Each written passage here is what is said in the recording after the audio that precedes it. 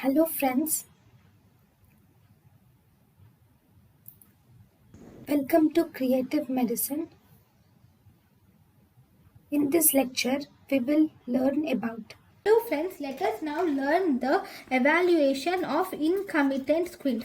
So what are the tests which you do for incomitant squint? Okay, if you see the incomitant squint, the tests which can be done for incomitant squint are: first you can do something called as diplopia charting. For whom do you do this diplopia charting? This diplopia charting is done in those patients who are complaining of history of double vision or diplopia. In them you do this diplopia charting. So how do you do the diplopia charting? In the diplopia charting, there are glasses which are called as diplopia charting glasses. So here in this you will have, there are red eye. For the red glass, this is not orange, it is actually red glass which is seen for right eye. So for right eye there will be red glass, and we also have green glass. Green glass is seen for the left eye. Okay, so these are the for the left eye. Left eye you will see green glass. Okay, now the patient is asked to wear these glasses, and then he is sent into a semi-dark room.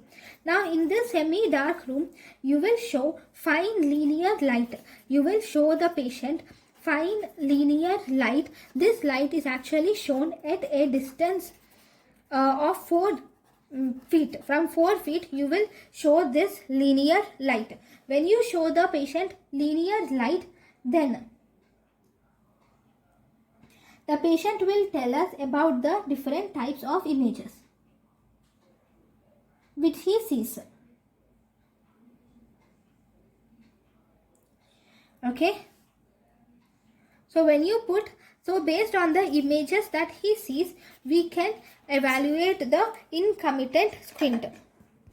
So in the images, if you can see both right and left touching each other, so that means this is actually binocular vision. But if you are seeing these separately,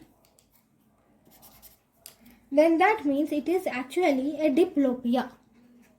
Okay, by this we can differentiate the binocular vision and also the diplopia. Now, this is for diplopia charting. Then next we have something called as Hess screen test can be done. Second, we have Hess screen test. What do you see in this Hess screen test? In this Hess screen test, plot. So you will see there will be a screen.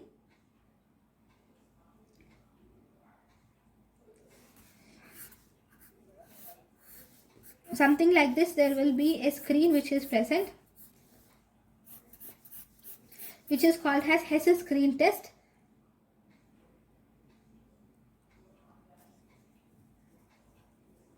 So it tells us about the paralyzed muscles and the pathological sequelae. So here we are going to plot the action of the muscles. Action of the extraocular muscles. That means, for example, for this you will have intraocular. So if you see inferior oblique, medial rectus, superior oblique, inferior rectus, lateral rectus and superior rectus. Now you will see the movements, and then ask the patient, you will do the visual field estimation. Okay, you will do the movements, actually restriction of movements, where the restriction is there, and then you will plot it in this graph. In this graph, for example, if the patient has this much movement, so based on this you will see the which of the ocular muscles are acting properly and which are not acting properly. So this is Hess screen test. Then the third test which can be done is actually the forced reduction test. So what do you see? When does forced reduction test is done? This forced reduction test is actually done to differentiate the paralytic and also the restrictive squint. Now, how can you differentiate the paralytic and restrictive squint? So here, first you will put corneal anesthesia to the patient. And then once you put the corneal anesthesia to the patient, and then you will ask the patient to look in the direction of testing muscle.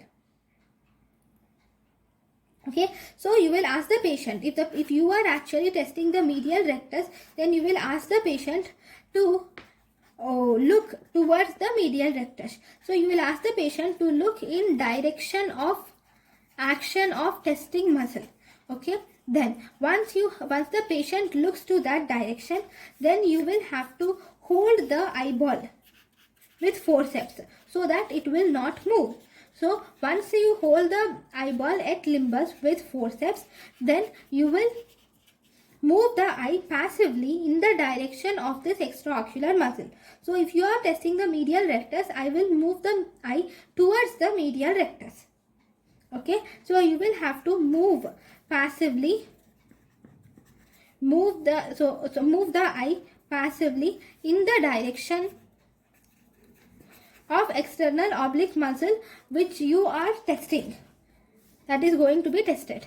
So if there is resistance, then obviously the forced reduction test is positive. That means there is restriction squint is present. Restriction is present. If there is no resistance, that means the forced reduction test is negative. There is no resistance, then forced reduction test is negative. That means there is no restriction. So this is the forced reduction test which is done. Then there is one more test which can be done for this, which is called as Maddox double rod test. So this Maddox double rod test, is mainly done to measure the cyclodeviation. It is done to measure the cyclodeviation. Okay, this is Maddox double rod test. So thank you for watching.